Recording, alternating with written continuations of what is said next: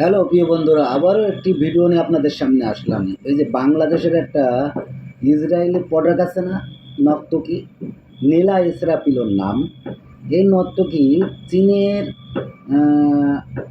রাষ্ট্রদূত, তিনি জামাতের আমিরের আসনে আমাদের কিছু ভাই বোন, অসহায় ভাই বোনদের উপহার স্বরূপ কিছু জিনিস দিয়েছে। সেই জিনিসগুলি চীনের রাষ্ট্রদূত নিজেই ওখানে সজমিনে থাকা অবস্থায় কিন্তু বিতরণ করা হয়েছে।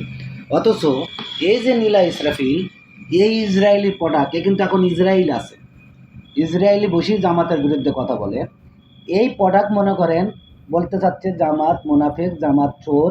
হ্যাঁ, আর চীনের সরকার নাকি এটার প্রতিবাদ জানাইছে। যাই হোক, চীনের সরকার যদি প্রতিবাদই জানাবে, চীনের রাষ্ট্রদূত কেন ওইখানে ছিল? আমি এই ভিডিওর ভিতরে আপনারা দেখতে পাবেন। আর এই নীলা ইসরাফিলের ছবিটা এখানে দিচ্ছি, আপনারা চিনে রাখেন। এর মতন নর্তকীদের কারণেই বাংলাদেশের মুসলমানদের কলঙ্ক হয়। আর এর পোশাকটা আপনারা একটু দেখেন, এ বলে আবার মুসলমান। ঠিক আছে, সবাই ভালো থাকেন। ভিডিওটা দেখে অন্যকে দেখার সুযোগ করে দেবেন, ভিডিওটা শেয়ার দিবেন, লাইক কমেন্ট করে জানাবেন এ কথাগুলি সত্য বললো না যে ভিডিওটা আপনারা দেখবেন এই ভিডিওটা সত্য কোনটা, আপনারা দেখে শুনে বুঝে যাচাই করবেন। জামাতকে আমি এতদিন ধরে শুধুমাত্র মুনাফিক বলে আসছি, আর আমি যে দুষ্টুমি করে কথা বলি, এটা দুষ্টুমির বিষয় না, এই বিষয়টা খুবই সিরিয়াস।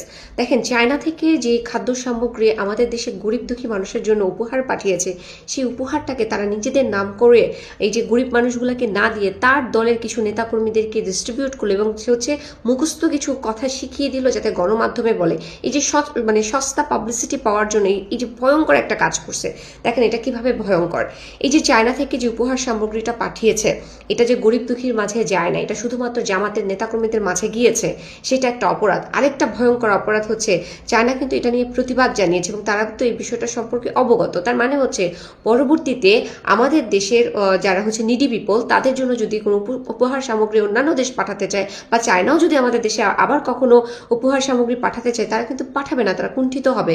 কারণ হচ্ছে তারা জানে যে তাদের নাম ব্যবহার করছে না, তারা হচ্ছে পলিটিক্যালি এটা ব্যবহার করছে।